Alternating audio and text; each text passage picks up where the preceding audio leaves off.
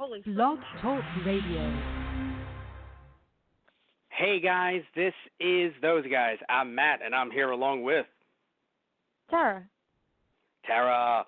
So, Tara, it's been a while, but basically, like the bat signal, I told you, hey, let's talk about your babies, and you just appeared. That's exactly what happened. When I called to talk about my children, I appear like a mother. Basically.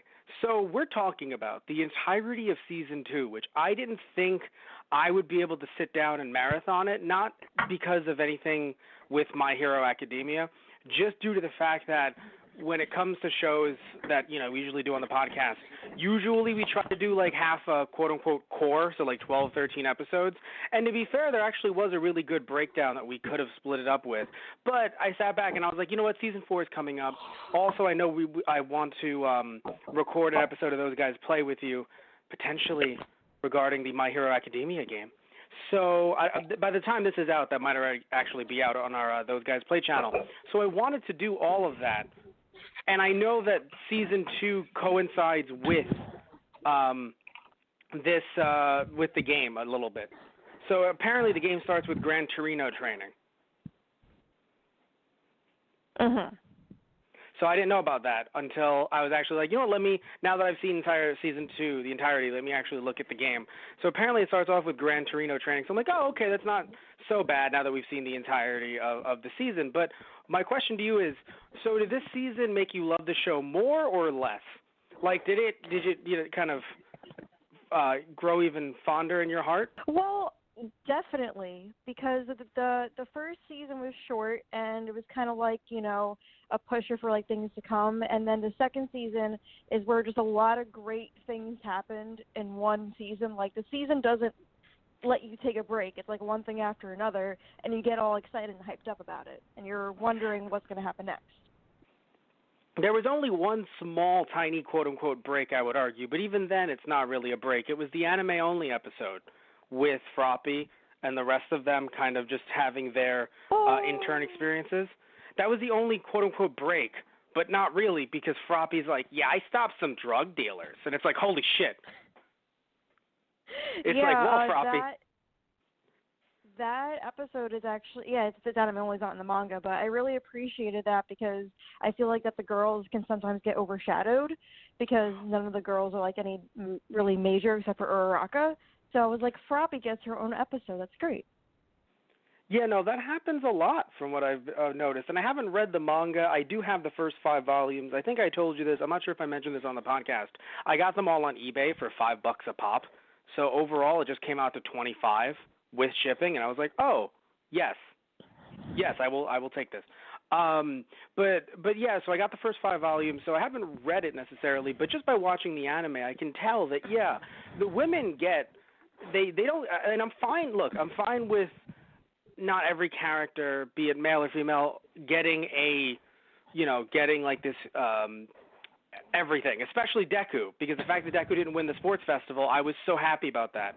I'm like, thank God, a main character in a show, in an anime, not actually getting everything once the show starts, Because, like, obviously a lot of anime protagonists have problems, a lot of problems, but usually when the show starts, it's like, no, don't worry, everything's fine. Maybe in certain shows, like something like Dragon Ball in the initial, seasons of Dragon Ball, Goku had problems at tournaments. But once we got into Z, yes, there were bigger problems, but I would argue he kind of, not breezed through them, but I never thought Goku was going to die. Well, even though, kind of. But still, that's a whole different discussion. But still, die for real. But when looking at My Hero Academia here, the fact that Deku didn't win the sports festival, I remember a lot of people online, I didn't know why, out of context, were like, oh, he's not even winning in his own show. But that's good. This dude is just starting off. He's barely out of middle school. He's relatable. Yeah. Yes. So that's good. But what I do think, though, is not even just throughout the sports festival, but just throughout the season itself, we've kind of had we had a lot of characters, thankfully, have stronger roles and just be kind of stick out a bit more, especially with that sports festival. But we had a situation where because they zoomed through a bunch of the fights, there were certain characters who I thought, yes, thankfully with I don't remember her name. She actually creates things. She's the creator. Yaoyorozu. Yes, Yaoyorozu. At least that that gave her a blow that ended up being part of her character arc later. But certain characters, I mean, even some cool ones, like the woman or the girl who wanted to kind of promote all of her tech. I know that was her goal, but literally her goal is to promote all of her tech, and she's like, bye, and then it's like, damn it, now Ida just wins by default. She's funny. Ida was so mad. And you love her, don't you? I love Hatsume. She's absolutely nuts, but in the best way. And you could tell like she's a genius in her own right by how good she is. Yeah, I don't know why the way she manipulated Ida. I was like, I don't know. I'm getting Tara vibes. I don't know why. I was just like, because it's not. I don't know why. I was like, this seems like something Tara would do. Smiley, just kind of manipulating people and then walk away.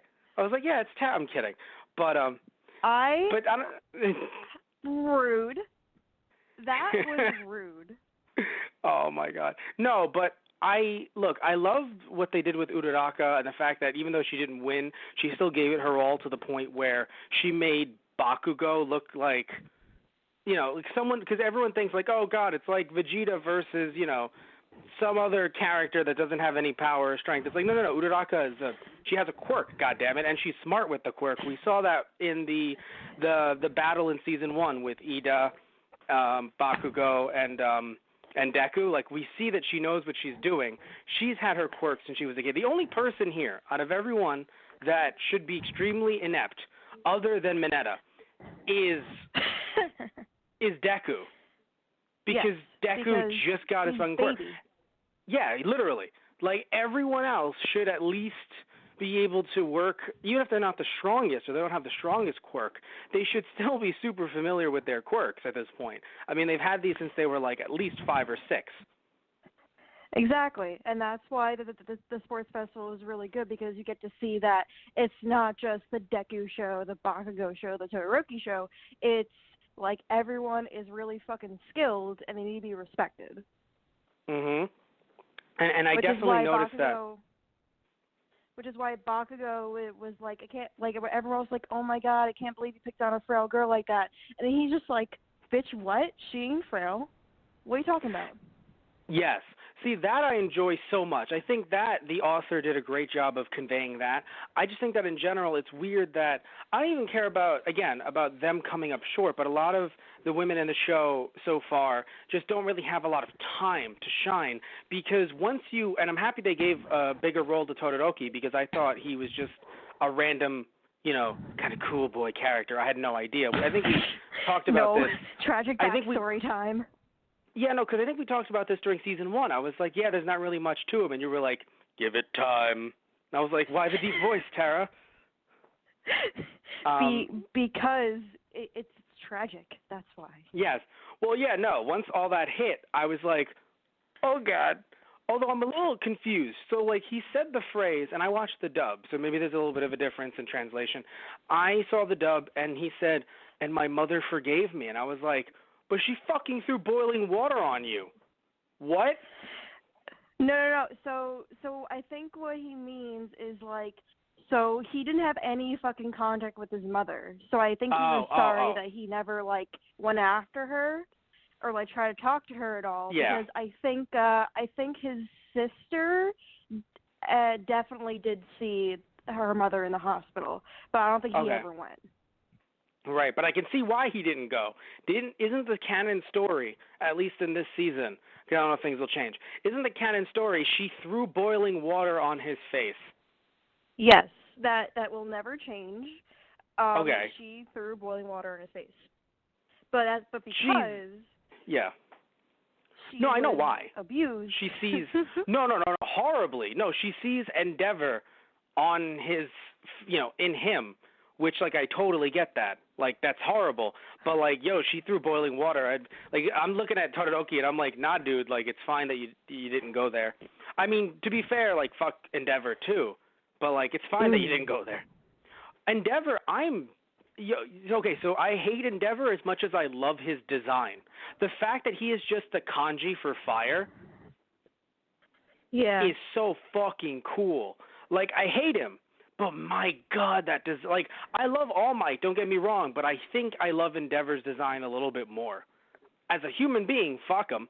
I was hoping Stain would just kind of give him a little stabby stab, but maybe not kill him, but a little stabby stab, you know? The fact that Endeavor's the one, the fact that Endeavor's the quote-unquote one who took him down, I'm like, God damn it. I'm like, Torino, take out your license. You're not retired. Like, yay, Torino did it. Like, I was so mad that it was Endeavor that technically did it. But, you know, the story, the official story. Yeah, but I mean, it's a good cover story, like they explained in there. But I do agree that Endeavor's design is very like pleasing to the eye. Because if you think of like the number 2 hero, if you just like see him, you're like, yeah, that looks like a number 2 hero to me. Mm. Speaking of someone who's part of that cover story, I finally got to meet the chief of police. Wolf.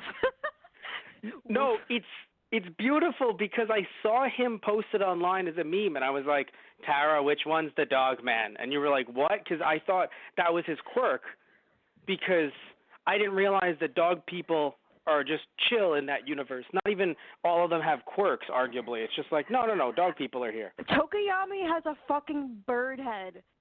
Ashido is pink.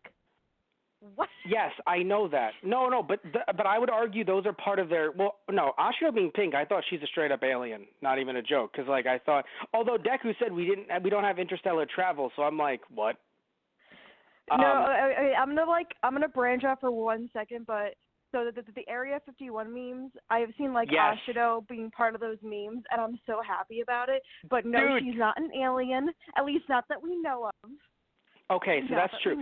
But dude, those Area 51 memes, by the time this episode's out, those memes might be dead. But the reason why I love them is I didn't see season 2 until I saw it after I saw some of these memes.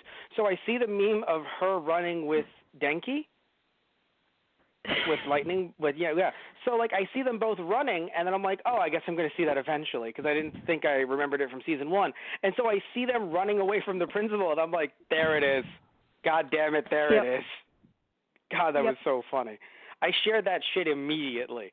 But anyway, but talking about, so I didn't know if she was an alien or not, but I do know that looking at Tokoyami, again, you don't know if that's part of his quirk, or if he is like, no, my father was a bird, my mother was human, we don't talk about it. Like, I don't know. I mean, like, so Sue also has frog-like features. She can literally take her stomach out of her body, and God, her that tongue was so funny. is a frog's tongue. Don't look at me while I'm doing this. All right. Like, girl. No, like, I mean, like, so, and then also we don't know what's under Shoji's mask. Like, he's like fucking Kakashi. He's just like, he's an octopus Kakashi. Like, we don't know what's under the mask. You don't know what's under there. It could be weird. Yeah, that's true. So yeah, so you can tell that some people have animal-like quirks and characteristics. I mean, the principal, that was so sad. Where it's like, oh, the principal, he was actually experimented on. So this is how he takes his revenge. Yep. And I was like, that's sad, but also hilarious. No, Just it's great, and I love when he goes off. It just makes me so happy. I'm like, look at Nezuko. That's how he was. He was like, a true villain would do something like this, wouldn't he? And I'm like, oh my God, this dude. And then everyone is just like, don't piss off the mouse bear thing. Yeah, because I'm assuming he's not a beaver. I'm thinking of groundhog. I'm thinking of something. Bro, he's white. No, I'm not. The experiments changed his skin tone. He looks like a shaved rat, actually. To be honest with you. Yeah, no one really knows what he is. He even says it himself. That's a joke. But he's the principal. That's who he is. He's the principal of UA. He's a terrifyingly smart principal who has control over your grades. That's all you need to know.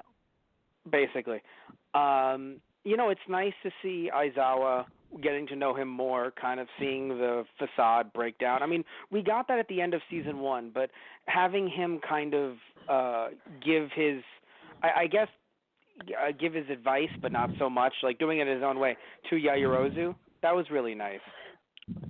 He's dad. He's a dad, and like, and this is I think like the first time he hasn't really expelled anybody. I think they mentioned that in season 2, where like he likes his class, and I'm like, in season 1, dad. yeah, definitely, yeah, because in season 1 initially we really thought he was going to, like, seemed like it was one of those, no, he's just doing this to motivate them, but then All Might's like, no, but for real though, you usually expel the shittiest student. Why didn't you expel this shittiest student? Deku's like, I can hear you.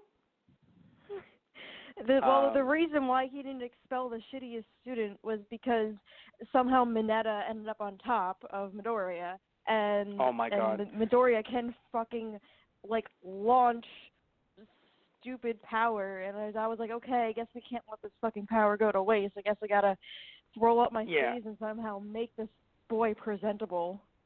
Basically, my problem with Mineta isn't even the humor. It's that it happens more than once per episode. Like, I can stomach him being this way once per episode, but having it happen more than once, and episodes that don't even focus on him in particular, it's like, all right, the humor, to me anyway, maybe it's because I've been watching for a while, for me it's tired out. Like, it's something that, like, it's been done before. We don't, even though I know that there's always that one weird kid in middle school, like, I get that, so that's not off to me necessarily, that weird kid in middle school or high school, that I get, but to have him consistently do it more than once per episode, it's like, there was one of them, the funniest one, Tara, I don't know about you, but I fucking lost it, when he was going up against Midnight, and then the other guy, Sento, I think it was Sento, Sero. Sero, thank you. He was knocked out, and he's like, I'll never forgive you for falling asleep on her lap. And they're like, is he crying blood? I couldn't stop laughing. The fact that he was crying blood over something so fucking trivial. Anytime that he is bleeding, I'm like okay with, because he's bleeding, that means he's hurt, and I'm like, okay, that's fine. Again, he's the one child I don't care about. Anyway, speaking of children, so Mineta is out as one of my children for obvious reasons, but he was replaced by the good purple boy. I'm assuming by now you know who the good purple boy is. Yes, but tell everyone else. Shinso. He is the good purple boy on my poster that has Mineta on it, which I try not to look at every day as I walk into my house, will be replaced eventually with a picture of Shinso, because he is the good purple boy that will replace the bad purple boy in everybody's hearts as soon as they watch season 2. Just print out a picture of Shinso, like the face, and just put it on Mineta's face. Exactly. That's like what a I sticker. want to do. Great. Yep. So let's see. Shinso, My Hero Academia. Let's see. Oh, Shinso, Zombie Boy is what a friend called him. Zombie Boy. That's what a friend of mine called him, Zombie Boy. Okay. He's great. Zombie. No, not compared to fucking Mr., Build-A-Bear that went to the League of Villains. The dude is basically half corpse. Oh, you mean you can see the Shigaraki? You can see the stitching on him. No. The one who's actually, like, he applied around the end of the season with the girl who's a serial killer. Oh, Dabi. Oh, yeah. Yes, Dabi. No, you can see the stitching. He's basically Build-A-Bear, like. Oh no, yeah, he's all fucked up. Like, he's a zombie. If you want to talk about quote unquote. Yeah, if you want to talk about quote unquote zombies. But my friend hadn't gotten to that point yet, so she's like, this man, zombie. And it's just, and then he's so interesting. I like him. I didn't think of him as purple, but yeah, you're right. I thought you were talking about a literal purple being, because again, we're talking about My Hero Academia. So I'm like, who am I looking for? He's a good purple boy, because like also he reminds me a lot of Aizawa. Like, honestly, if you put the two of them next to each other, when Aizawa's hair is up, Like you know how Todoroki said to Midoriya, "Are you all my secret love child or something?" I'm like half expecting him to go up to Shinzo and be like, "Yo, are you Aizawa's secret love child or something?" Like I'm expecting it because they look alike. You and I are on the same. You and I are on the same page. It's just like, literally, it's just like, hey, you know my mom? Yeah, we actually hung out 14 years. See ya. Just Aizawa is just like, Mr. Aizawa, where are you going? Yeet. Away. Yeet. You know nothing, child. It's just him talking to.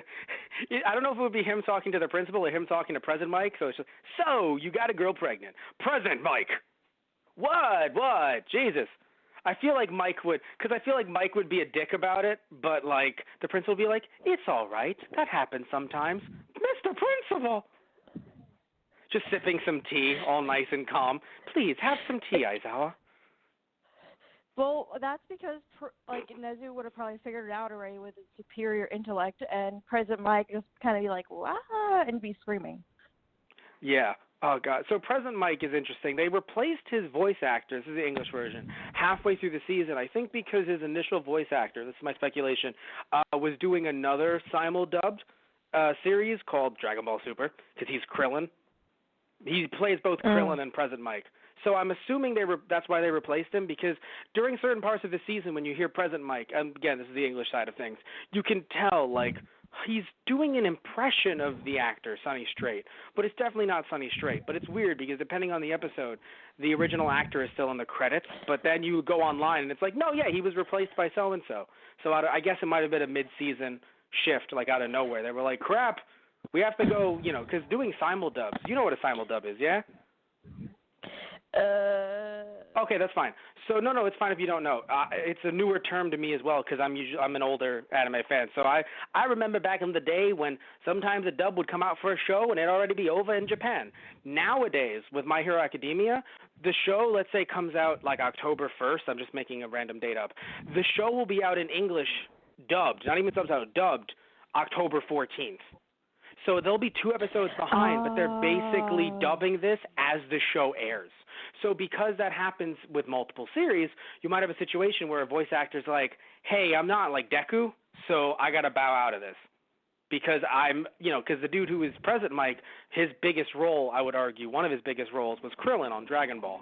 So if you're doing 2 simul dubs at the same time, and it's a bit, hard on you, or if you're doing even multiple, I don't know if he was also in more simul dubs or if he was like, because some of the actors also write as well and do script editing and stuff like that for different series.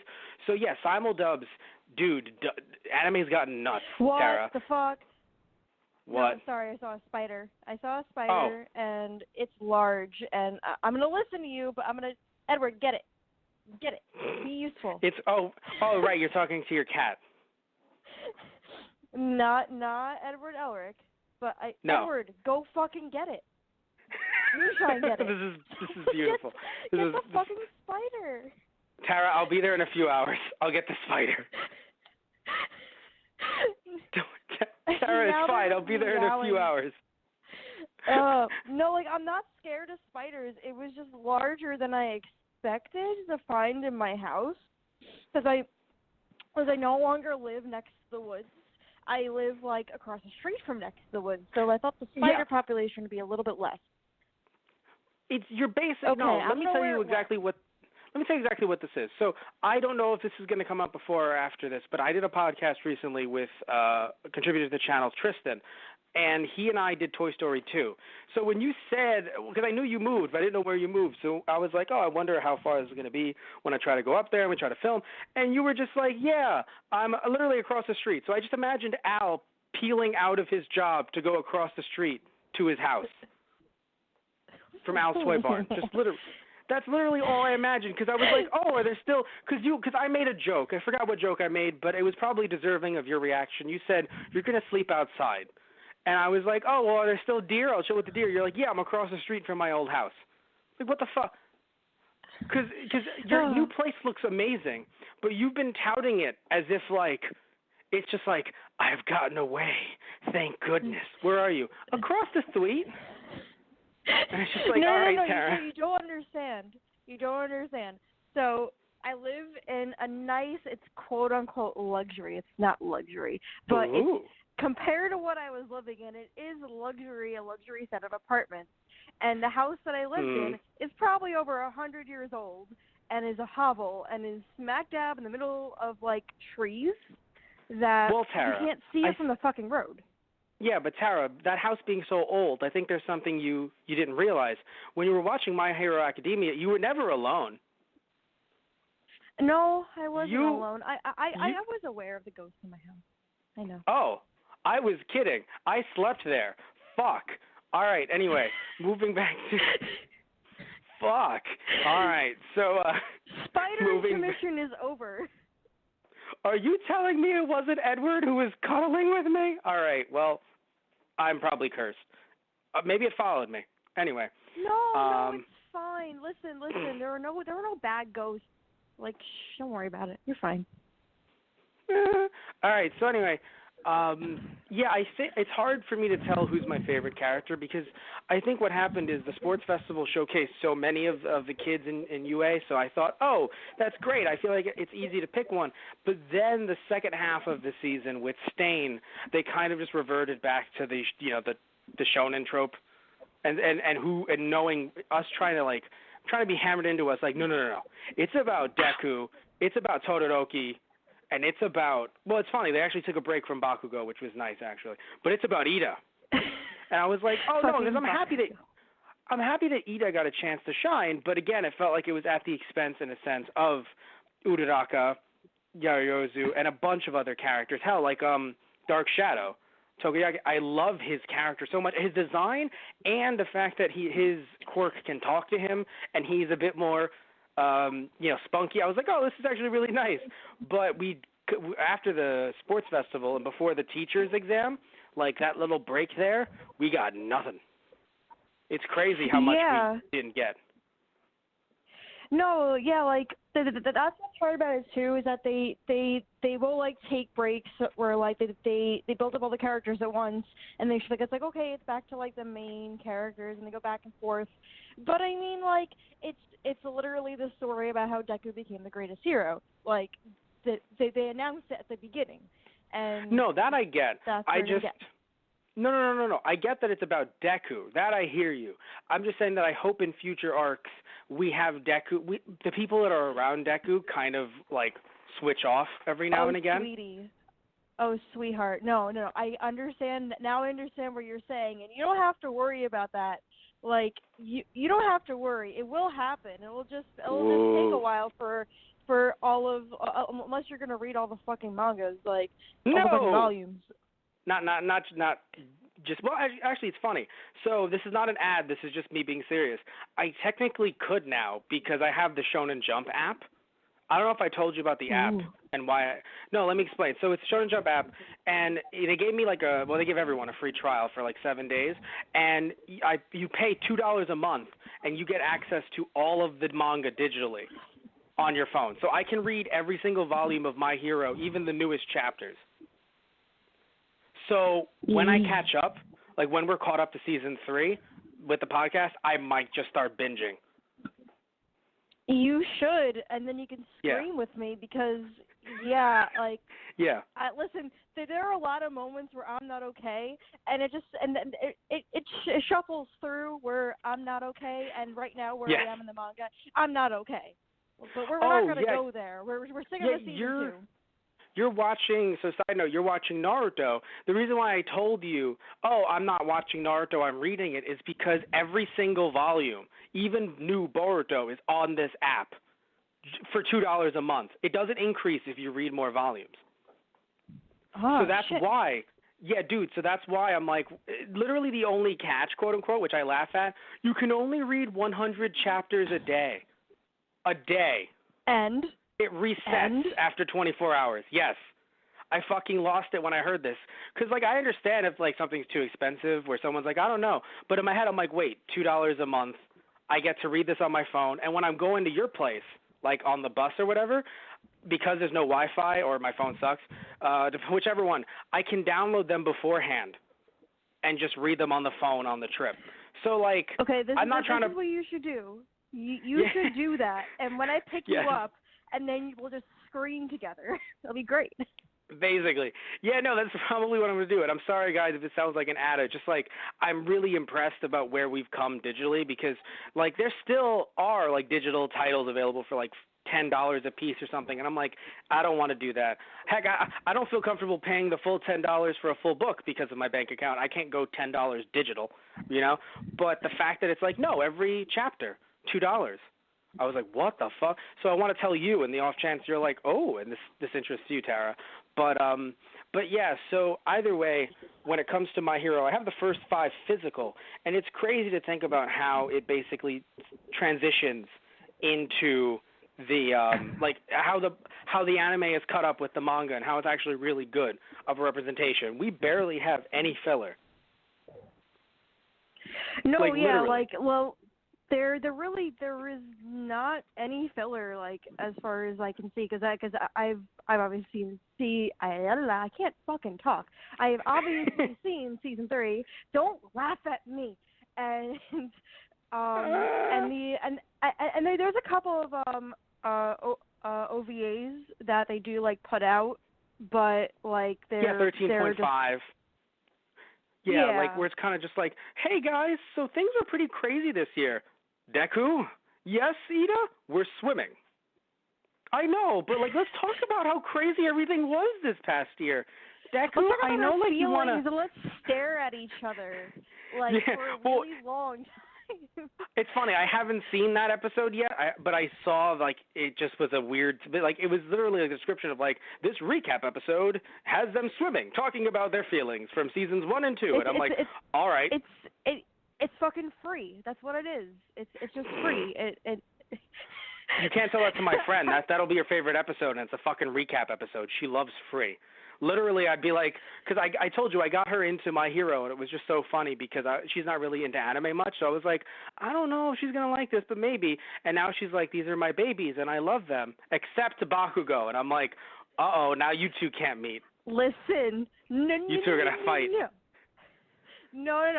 She doesn't understand yet. Like I can guarantee you, once she gets to season 3, like once season 3 happens, she'll be like, oh, fuck. Okay. Well, because she's seen 2 full seasons, and she's like, thank goodness Best Genius gets to put Bakugo in his place. Oh, he don't. Well, no, that's the. Oh God, dude, the hair was so fucking funny.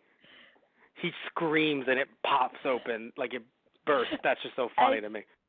And my favorite part is that his classmates aren't fucking scared of him, so they just laugh at him, and he literally has them hanging by their collars at full size.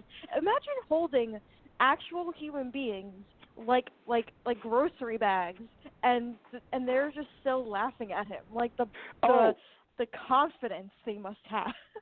I like how the heroes and the support teams are actually friends now, because that was something that I didn't even know existed, but of course had to exist and makes sense. Like there's tech and there's all these other, there's also a business class as well. Like again, it all makes sense. Why would the hero organization only have just heroes?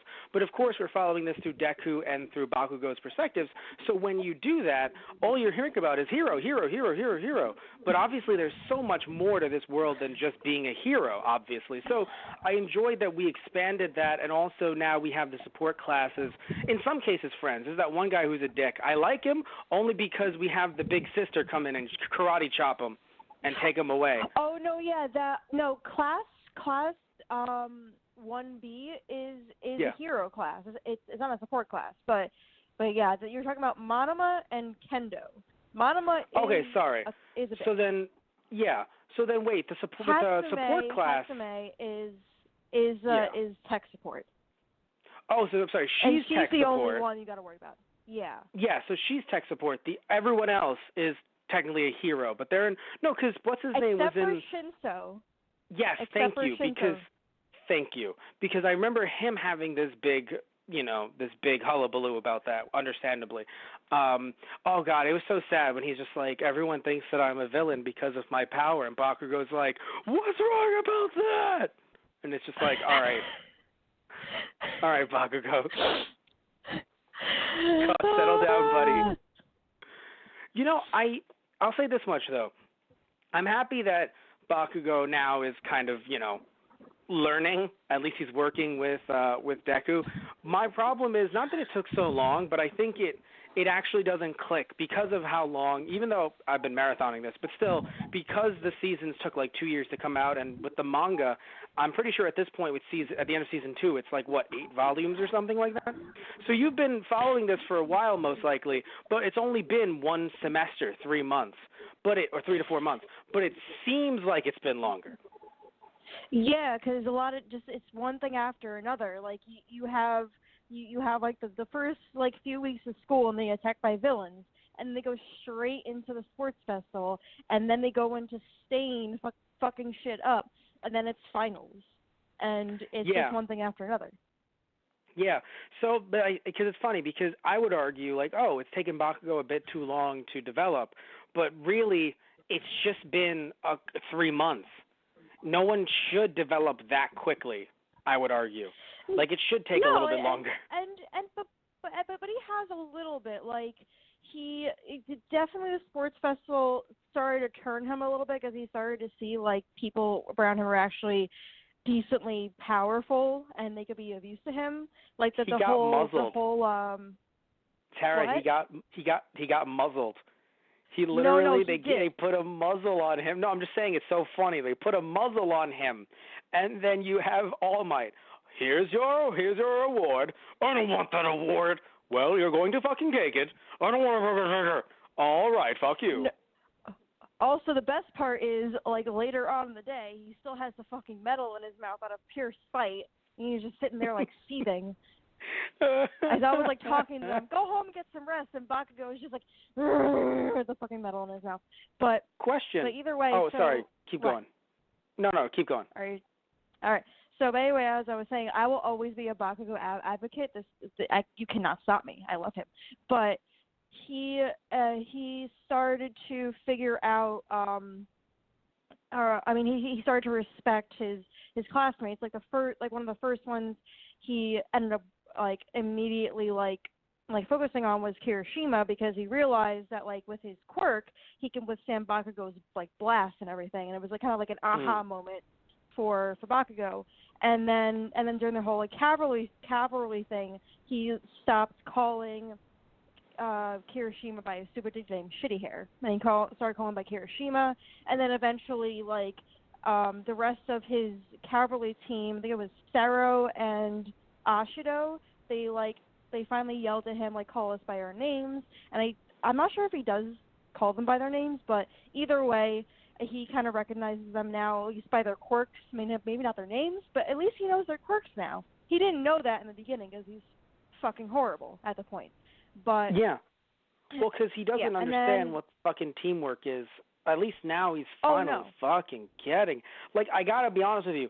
I'm not me personally because he's a child, but like I wanted Deku to knock him out when it was him, the two of them versus All Might, because it's like, look, Bakugo, you need to at least do this for 5 fucking minutes, and then hate his guts, again. I'm not saying don't hate his guts. I'm just saying that All Might, you even worshipped him as a kid, so, like younger kid, so you know it's All Might.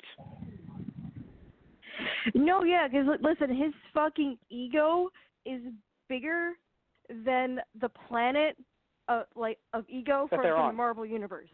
It's literally that big. That's a good reference. It is a good reference. I'm proud of the reference. But that's how he was built up his entire fucking life. Like, you are going to be great. You're the best. And then he was like, okay, I got to be the best. So he worked really fucking hard, where he is arguably like one of the strongest people.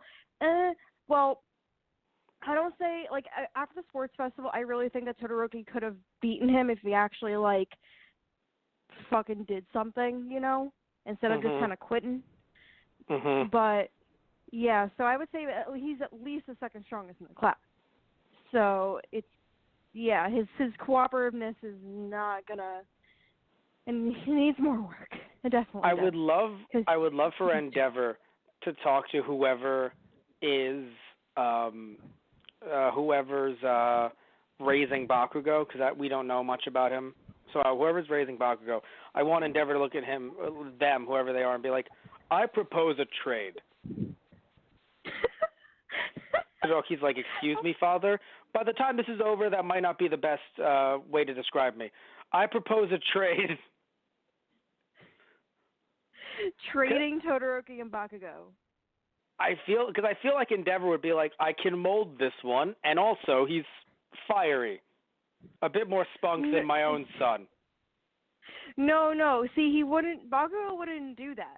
Because, like, he overheard Deku and Todoroki talking about his tragic past. Right. And, yeah, like, Bakugo, I can, like, I guarantee you if Bakugo had any type of, like, Endeavor, like, merch in his room, he probably just, like, took it in his hands and exploded it. Like, Yeah, I want to say, despite everything negative that I can say, or you can say, or the people watching My Hero Academia could say, or that the author could say about Bakugo, I think that there's one thing that I appreciate is that he doesn't go, okay, so he shits on people, yes, but he doesn't necessarily go for the low blow. Like, he wouldn't say something about Ida's brother. Like, I feel like he's like, no, like, I know that there are bounds. Like, he's not, like, he's an asshole, but there are certain limits, I feel. Like, he's like, I wouldn't go after Ida's brother. He respects power. Well, not just that, but I feel like he wouldn't. Yes, but I feel like he would not, like, be like, yeah, well, your brother sucks because he got stabbed by Stain. Like, I feel like. Oh, God, no. But that's what I'm saying. But there are certain people at UA who would. So I'm saying, like, I enjoy that at least he doesn't go for that. Like, I don't know what's up with Deku's dad, but I don't think he'd say shit about Deku's dad. If there is a problem with Deku's dad. I don't know. I don't even know what the fuck's up with his dad. Yeah. Yo, like, this isn't a spoiler, but I've been reading really far, and so far his dad's not even there. Like, I just think, like, That's dads weird. are irrelevant, except for like surrogate dads, like All Might and Aizawa. Like, yeah. And also, I would like to point out, I think it's kind of cool, is that a lot of the characters are modeled after their mothers in response to being modeled after their fathers, which I've noticed happens a lot more often in anime. Like, it's Explain always what like you mean by like that. the father. So, like, I don't know. So I've watched a lot of, like, I mean, not a lot, but there's two examples that I can think of are I'm trying to. Okay, so Kakashi apparently looks just like his fucking dad, to the point where someone will literally go after his throat because they think it's the White Fang, and then Edward Elric, like, and his brother Alphonse look pretty much just like their dad, the whole blonde hair and shit. But in My Hero, Deku looks pretty much just like his mom. Bakugo, it's not a spoiler, but he does look like his mom. And a grenade. Todoroki takes after his mom too, a lot more than his father for obvious reasons. Yes. By the way, I'm going to follow up on this. So Bakugo looks like a grenade, his mother. I'm assuming his dad just fucked a grenade. Honestly, she's like a grenade. Okay. Yeah. Oh, she was. Oh, I know very little about her, and I'll tell you why. I'm pretty sure I know something about her though. When Bakugo was angry and brushing his teeth, I just hear a woman yelling in the background, and I'm like, "That's where he gets it from. He gets it at home. He gets it at home." Yeah. So you don't even have to, like, fucking see her. You just hear the maternal voice screaming, and then you hear him screaming back. It's like, he's just like his mother. Like, yeah. That's what I just fucking noticed. Like, and if you also, like, it's a very quick bit, but Uraraka looks more like her mother than she does her father in that very brief flashback during the sports thing. And when they showed up. Yeah. They showed up at her place, which was so nice. After the sports festival, like, you did it. Yeah. And she's like, you're here. That was so sweet. Yeah. Yeah, it was cute. So here's my question that I've been saving. No. I see where you're coming from. I didn't know what you were trying to say because, like, I was like, wait, but modeled after fathers? Yeah, no, you're saying that stereotypical from what you've noticed is they're modeled after their fathers who are in canon there. But for some reason in this case, we don't see the dads, but we see them modeled after, or even when we do see the dads, they're modeled after their mothers. Yeah, I didn't understand what you meant at first. But my question for you is, how do you feel about Midnight? Because I think you and I briefly discussed Mount Lady in Season 1's review. We discussed a little bit about Midnight, very little, and we discussed some of the stuff with Yaoyorozu. What are your thoughts on Midnight?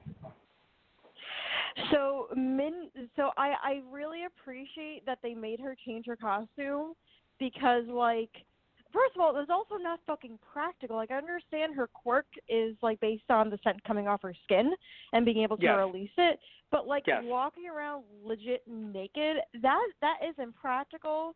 And I know she's probably, like, not, like, a close combat fighter. Like, she probably does some kind of sneak thing, then rips open her fucking scent and knocks people out. That's the style I can see. But, like, I don't know. Like, I understand why that's, like, her thing is a little bit, oof.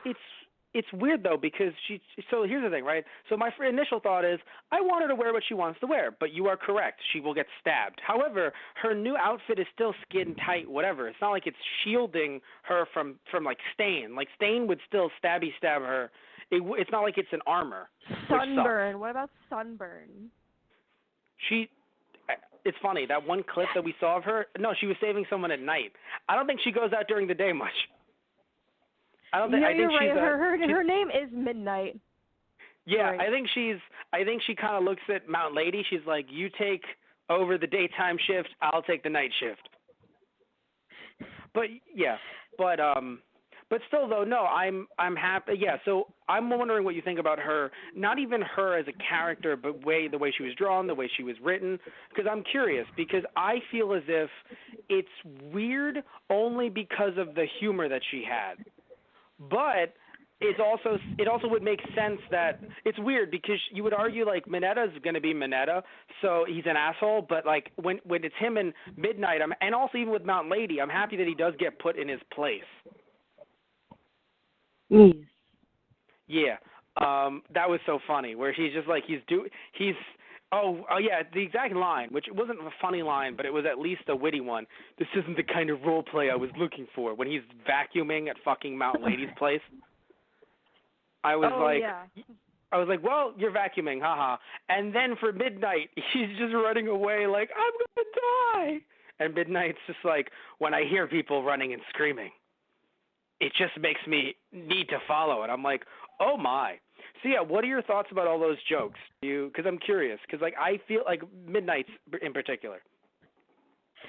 So, like, I don't like the way, like, at least like the way she talked about Minetta. I think one of her exact wording is like it turns me on or something. I'm just like, bruh, do you have to say that? That's kind of gross.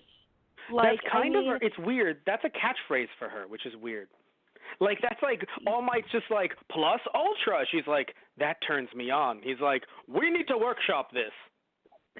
Yeah, exactly. And I am not comfortable, but like as a grown adult, if I happen to see that, I'm like, that's okay. But if I am like a child, like I think Kirishima like actually like mentions it, where he was just like kind of like blushing, kind of averting his eyes, like, this isn't okay. I don't like this. Yeah. Like, ugh. But and even I think even Kaminari was kind of like, ugh, was weird. And yeah, but yeah, I don't know. If like, there was a teacher spinoff, I would want her featured more prominently. But I think because she's around the kids, it's just one of those things where it's not even her outfit, because again, she can choose to wear what she wants to wear. It's just one of those things where because she's talking about things with sexuality, I know it's supposed to be like a joke to some people, but again, I feel like sometimes the joke can land, sometimes it can't. And I feel like most of her stuff, the jokes around her, don't really land as well. And I feel like, again, if it was an adult-centered spinoff, which My Hero Academia is not against spinoffs, I would definitely be like, oh yeah, why don't we have more Midnight? Because they're all adults, right? So why not? Like, it would be her, let's say, her All Might, maybe some Endeavor, and maybe Aizawa, like just some teachers at the school, like after hours or something. That would be interesting, you know? But because it's around the kids during the sports festival, it's just a little odd, to say the least. Yeah, like I understand that, like that they're like in the hero school. They're like they know they're not adults, but they're expected to like be like, okay, you're gonna be a hero. That means there's a good chance you might get severely maimed by being a student here, or possibly even killed, because they do like internship shit. Like, so it is kind of like a mature atmosphere being in the school, but still, like, I don't think it's like, it's weird. It's weird. Yeah, I'm a teacher. It's weird. No, I'm a debate coach, and it's weird. Yeah, like, there's a different, like, it's just weird. Like, it's just having her, because I don't care about her dress code, I care about what comes out of her mouth. So it's mostly what comes out of her mouth, because, like, her shtick is her dress code and her whip. So it's like, whatever, bro. We'll explain to the kids what that means later. Manetta's like, oh, I know what that means. You're going to detention. So we'll explain this to the kids later. But because she says these things, it's just like, the heroes do not look good right now. Like, I'll admit, if I was 15 watching this, I'd be like, I enjoy Midnight.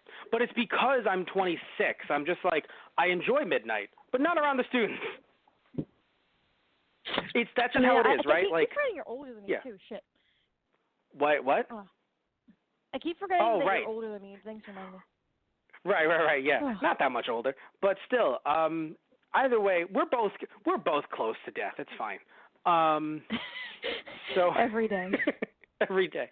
Our quirk is not ageless. Oh, speaking of ageless quirks, we now know All for One, which I loved how season 1 I was flipping the name around and you were like, "Don't do that," and I was like, "Okay, I'm so sorry." Yeah, I was like, it was like fucking forbidden. I'm like, how dare you? You don't know what you did. What's his name again? Shirasagi? I forgot, with the hands on his face. Shigaraki. Thank you. Yeah, I'm like, yeah, All Might. He has All for One. Did you really just say that? Oh God, I'm so sorry, dude. Jesus Christ! Please don't come up to me in a mall. Holy shit! No, by the way, do you know I literally, there were like fucking, the amount of sirens that went off in my head with the word stranger danger, like in neon, when he fucking puts his arm around Deku in a fucking public mall. Yeah, it's like granted, dude, I don't know how old he is. He could be like a teenager too. I don't know how old he is. Shigaraki is in his early 20s. He's like a young adult. He's like a man child. Like he is essentially like he's just I want destruction. That's what I want. This isn't a phase, Dad. Me having hands on my face isn't a phase, Dad. It's just who I am. All right, son. They made a song based on like the Candyman, but it's called the Handyman. I don't know all the lyrics. Jesus fucking Christ. But Jesus. I think it was like, "Oh Handyman, please don't disintegrate me." That's how it starts, and I love it. I'm gonna look this up later, but. So we know All for One now, and you know what I loved? That he confirmed it at the mall, because I know, like, we as the fans knew, but the characters needed to know, like, is this really All Might's villain from the past who, has a problem with dying, which is very comic book-like, so I enjoy that as well. We know that, of course, My Hero takes a lot of cues from American comic books, and clearly that's a huge one. Oh, this villain died, or this person died. No, he didn't. No, she didn't. No, they did not. Just wait 6 months. They'll be back. Yeah, no. They have to do this forever. But, so that's cool that we had that confirmed for us and also for the, for the characters as well, so that they can move forward.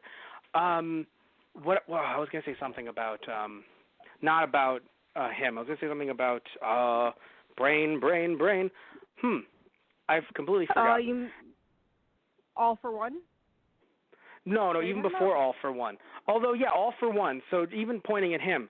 So it seems as if this show takes place in the future, but we have not seen any calendars or anything like that to kind of pinpoint what year this might be. But this is clearly sometime in the future, simply due to the fact that, yes, when they went back, like when you saw when Deku, was being told the story by All Might and he looked back, it looked like he was in a version of the 1970s, but he said we would have had space travel by now, crazy space travel. And I'm like, if it is meant to mirror our 2014, 2015, whatever, it would not have been, I don't think it would have been straight up space travel the way he defines it by now. Like, I don't think quirks would have set people back that much. In fact, you would think quirks would allow people to work together with scientists to make it even better, like even easier to travel. Unsure. So anyway,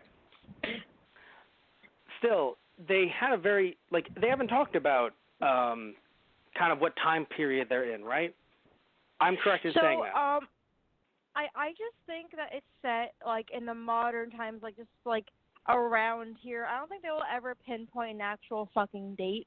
I think it's just gonna be really, really obscure. But I don't know. I think it's around the same time as us. Yeah, because it seems like it would. I would quirks say would. Yeah. Within 20 years. Yeah, it's interesting that they actually paralleled, quirk users wanting their rights to, to many other groups, other minority groups that are in that situation. I mean, some would be like, what is the comic supposed to be like the X-Men?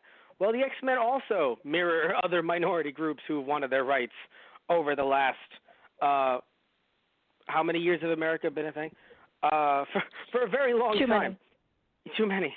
But seriously, though, yeah, so it's interesting that they did that mirror because, yeah, it definitely was meant to look like, the 60s and the 70s where people are fighting for their rights when you have a lot of people being like, go home and, and all this other stuff where it's just like, bro, what are they going to do? Like, they literally, I don't know what they used in the Japanese version, but the English version used the phrase segregation. They wanted to segregate these quirk users from other non-quirk users, bruh.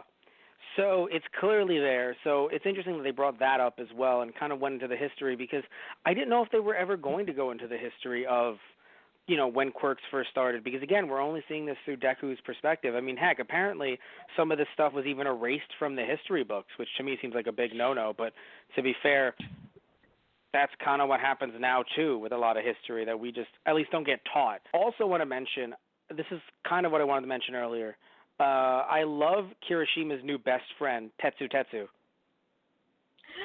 Tetsu Tetsu! Did you know they also have the same birthday? Did you know that I'm pretty sure in English they have the same voice actor? No, they don't. Not in English? Okay, because it sounds like it's one actor trying to do something a little bit different between the two of them. So I thought it was because they sound really close to each other. But but either way though, okay.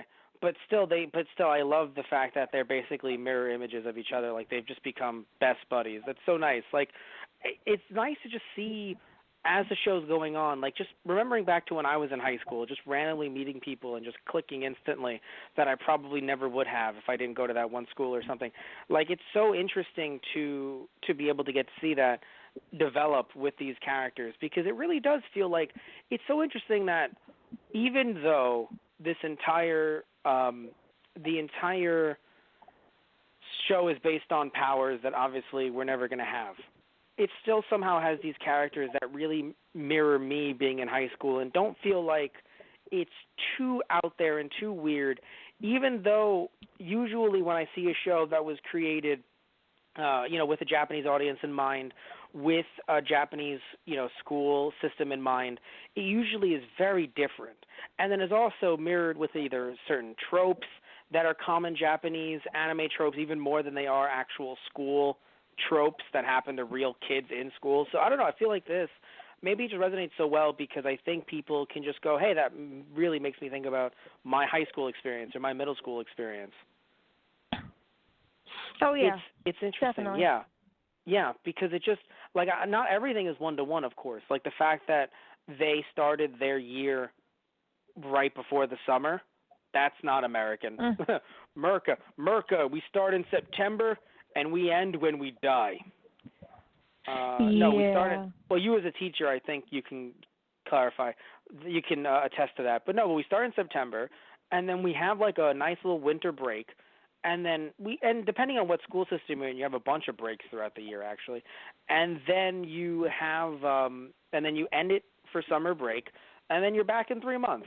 But the Japanese school system, I believe, yeah, they start like at the actual start of the year, because they're like, why wouldn't you?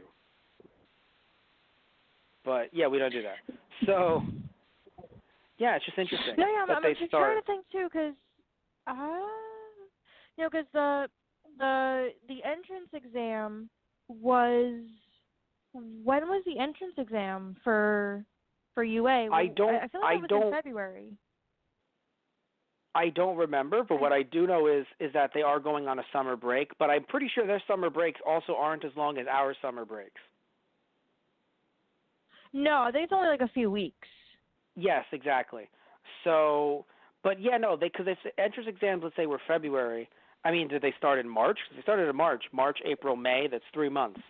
Maybe a fourth for June, and then they end it there. So, but yeah. But yeah, but again, their school year is a bit different than ours. But like other than certain structural things, I don't think any characters have done, maybe even with some of Minetta's stuff that's like the clear like trope of like one character has to be this, at any show, has to be the perverted one. Still, because they're younger, in my head I'm like, no, but like I remember kids like that in middle school and high school.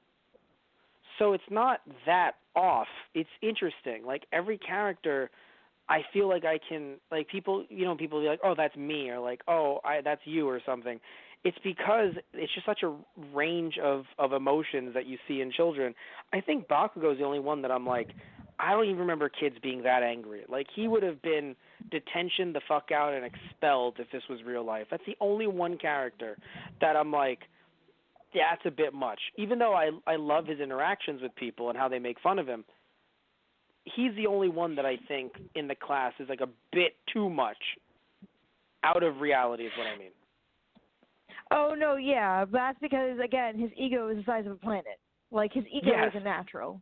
No, that I know, yes. But I mean, like, I think we talked about this in season 1 when we did the review. If this was a real school, like, he would have been sent to therapy.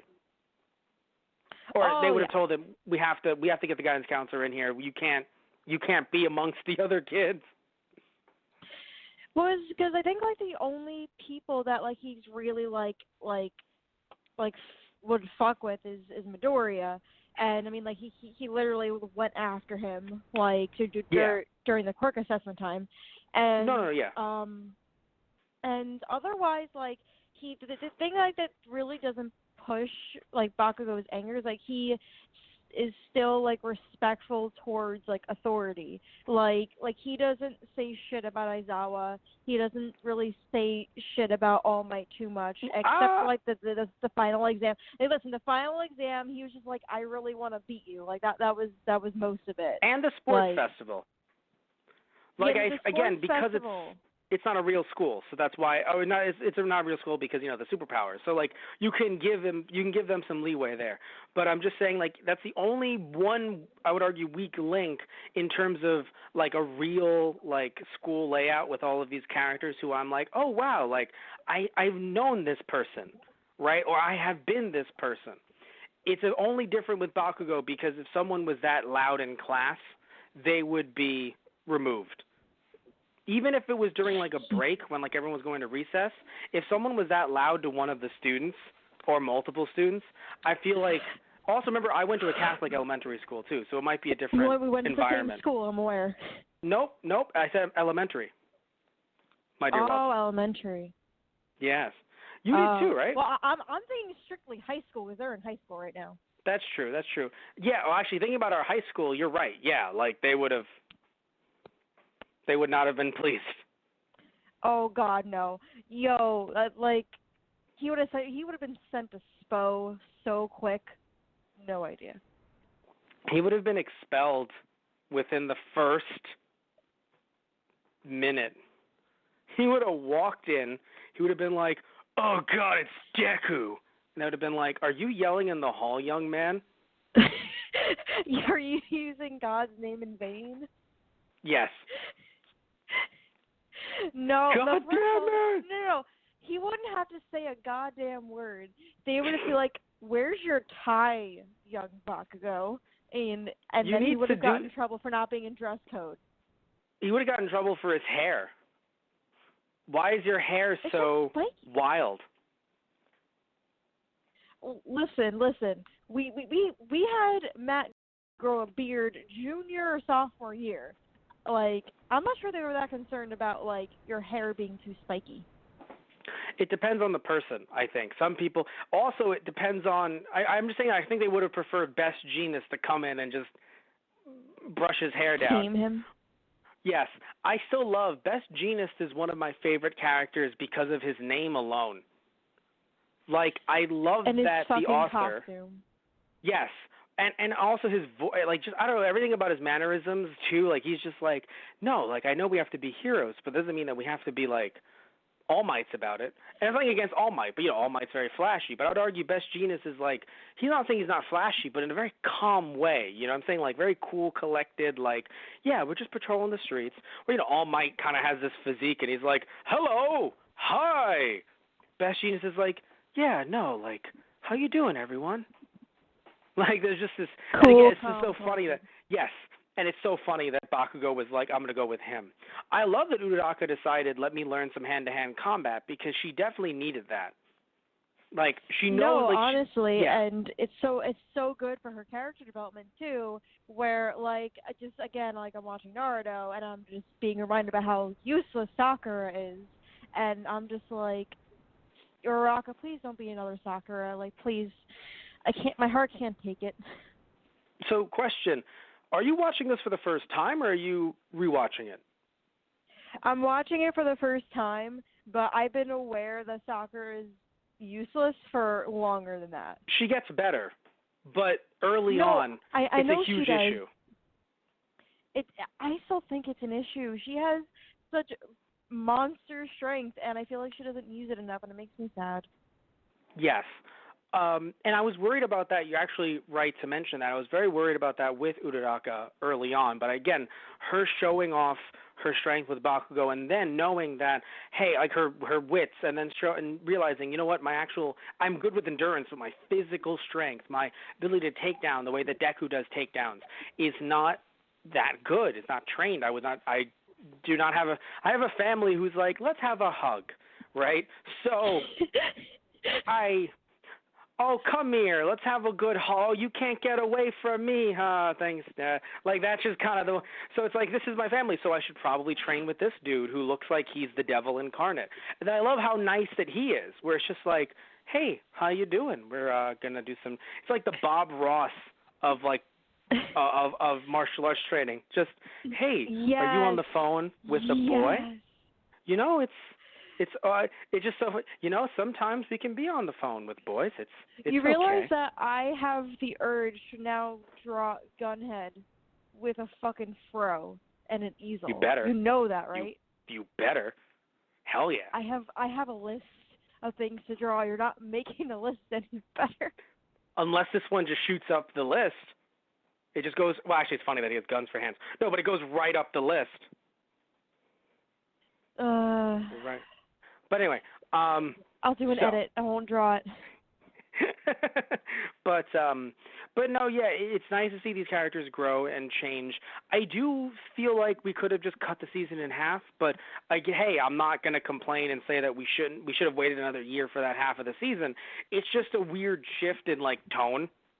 I mean, they do change the opening to show you that shit's changing, but it is such a weird shift in tone to be like, we're having fun of the sports fest. We're having fun of the sports fest. We're having fun of the sports fest. That guy just almost killed Ida's brother. What part of fun was Midoriya having with his fucking bones? Like, what fun was that? I mean, once we got to the more serious shit, it was a lot less fun.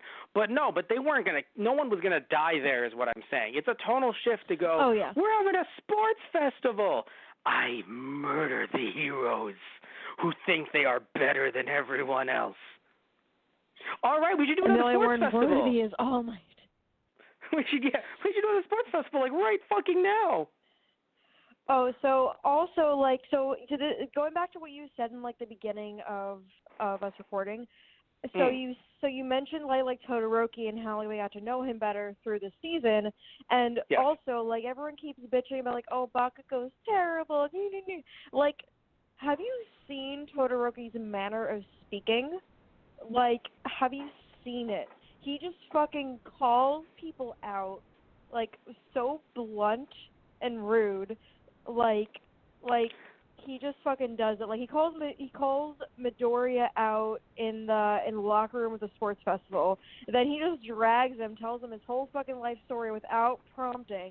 And then later on in the Stain arc, like he basically goes off on the chief of police, the chief of police who holds his fate in his hands like a tiny bird, and just goes off on him. Like, the balls that Todoroki has. Okay, so what I heard was, I am a Bakugo stan, and here's why. That's what I heard for this entire little mini discussion about Todoroki. What? I was talking about how blunt he is. Like, people forget about... in defense of Bakugo.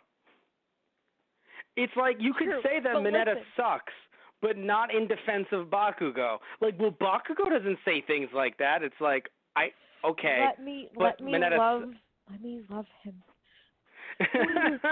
No, I know. He's your child. I'm just trying to say that, and here's the funny thing, too. You say that as if Bakugo wouldn't have shot a dog with a grenade if he thought he was being disrespectful to him. Like, you're talking about this like he would have been like, you're a puppy.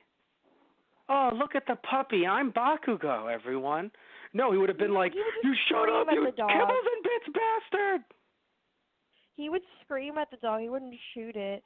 But no, No, you're not wrong. I'm just saying. Todoroki has faults too, but the difference is right now, in the story right now, we don't know much about Bakugo and his backstory. So when you make the focus, not you personally, but like the author, makes a focus on Todoroki, now that kind of excuses some of his behavior and also makes you understand why he is going after why he speaks the way that he speaks, why he feels the way that he feels about things, why he's so stubborn. But I would argue his softer stubbornness is a bit more palatable, especially when you can have a conversation with him, because at least you're having a dialogue. Whereas Bakugo's types of stubbornness, he actually punches Deku in the face during a training exercise, completely like... Yes, Todoroki had a problem with communicating where, he was like, oh, no, I have the plan. You don't have the plan to Yaoyorozu. And it's like, no, dude, shut the fuck up and listen to people. But they both have issues. But the fact that one of them, like, if Todoroki had punched Yaoyorozu in the face, I'd be like, whoa, what the fuck is happening here? That's the problem. Bakugo, even towards the end of the season, thankfully he does learn and he does grow. But even towards the end of the season... he punched Deku in season 2. He punched Deku in the face, and just because Deku was trying to talk to him about battle strategies. That's why people will talk about Todoroki being quote unquote better than Bakugo. I'm not saying I agree with that necessarily because they both have problems. He is. Oh, okay. He is. Okay, but no, because you were actually saying. Yeah, but that's why people are saying that, because there's a difference between calling someone out versus, because they both call people out, but there's a difference between, hey, I'm calling you out on something that you could actually improve upon, where Bakugo is just like, hey, your hair sucks. That's why I call you sucky hair. Well, fuck you too, I guess. Go fuck yourself, Ultra. No, yeah, like, no one really takes Bakugo's shit. Oh, I love the next episode previews. I don't know if you're a huge fan of them, but they're so fucking funny to me. Like every single time they bring in a new character to either talk with Deku about the next episode, it's always fucking hilarious. I didn't watch all of them, but like I specifically remember the Shigaraki one, and Deku's like, yes. "Oh, what are you doing here?" I'm like, ugh. Yeah, no. There was one character who said plus ultra before he did, and the voice actor literally cut in right before the episode ends to have him go, oh, because he didn't get to say plus ultra. Yeah. Poor Oh, Deku. my God. Oh, man. But Green broccoli boy. yes. Oh, I'm happy that he's improved, obviously, dramatically, working with Gran Torino, and just in general. Like it's not fucking thank crying. God. I don't care about the crying. I care about is he not going to break every single bone in his body? Oh no, yeah, like the whole Gran. Oh, excuse me, sorry, I'm yawning. Aw. But the whole. Go to sleep. Go to sleep. We must sing Tara to sleep. And you're gonna sing me awake. Even better. Anyway, you know what you listen to? You know, like, so if anyone's wondering what Tara listens to go to sleep, normally people would listen to whale noises. She actually listens to Bakugo's yelling. It puts her in a very calm state. That's what she does. Listen, no one was supposed to know about that. Oh, Jesus Christ. Oh, that's what I thought it was the ghost. Oh, it was just Bakugo's yelling. No. It's just that's him what I yelling heard. in my headphones, and you just hear like a very off distance screaming, and it's just Bakugo in my headphones screaming. That's what it was, and that's why. Oh wait, so then the cats were trying to cuddle up with me. They hear Bakugo screaming, and they're like, "What the fuck?" Yeah. Mhm. Yeah. But anyway, so what were you going to say pre-mid yawn? Something about Gran Torino. What was I going to say about Gran Torino? I like that he plays dumb. I think. Oh no, yeah, like playing dumb was one of my favorite things. I also like how All Might is terrified of him. Yes. And the reason why he's terrified is that Gran Torino literally beat the shit out of him as training. Like, his training was like, okay, kid, get ready for a beating. Let's fucking go.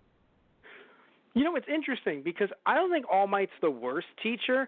He just isn't the best exclusive teacher. So if he's like the only teacher at UA, it's like, well, UA is a shit school.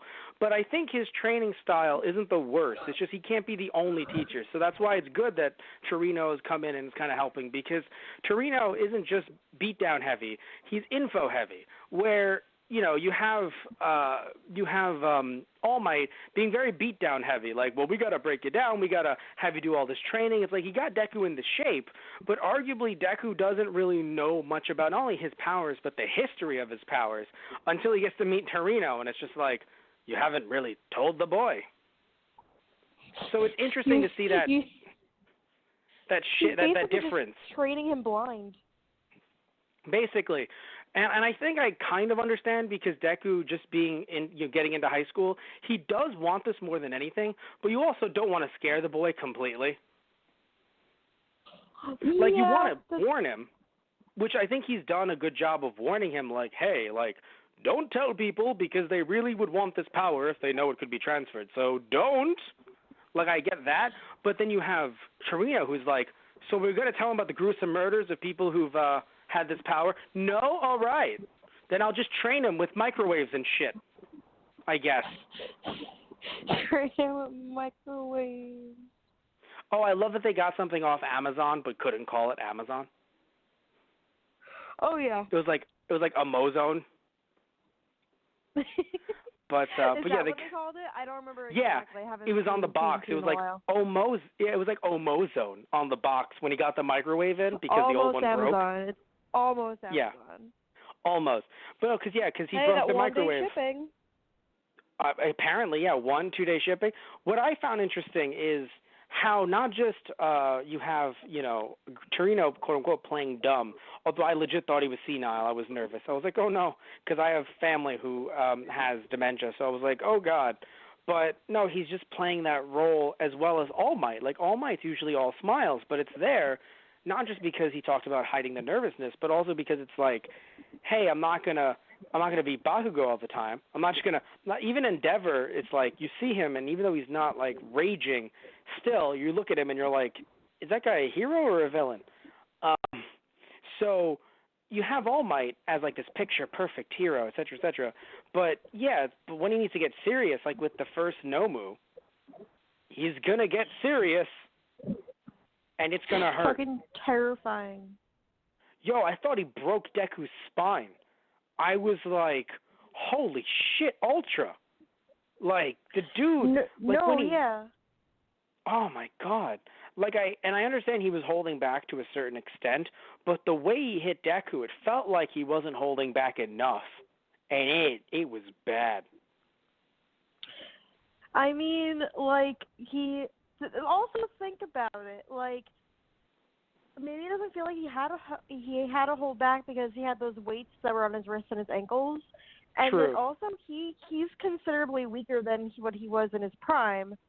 True. And this is like, and this school is like the best for a reason. They don't play around. Yeah. And considerably they did put like two of the, not two of the best students, but like two students that would go up against All Might and have like a fighting chance, like Bakugo with his like power and intelligence and strategy, and Deku also has a lot of strategy involved. Also, he has like a massive amount of power behind him, even if he can't control it all the way. Yes.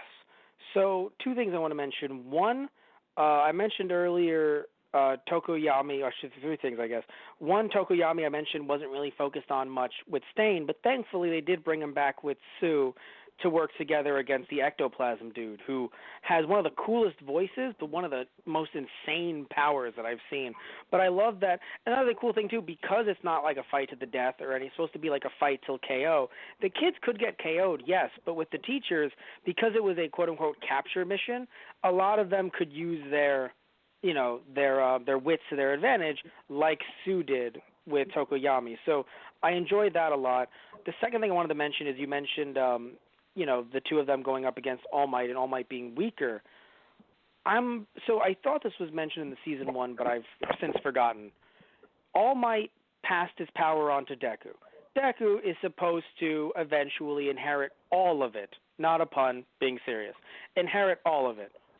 So right now, because he hasn't inherited all of it, that's why All Might still has it?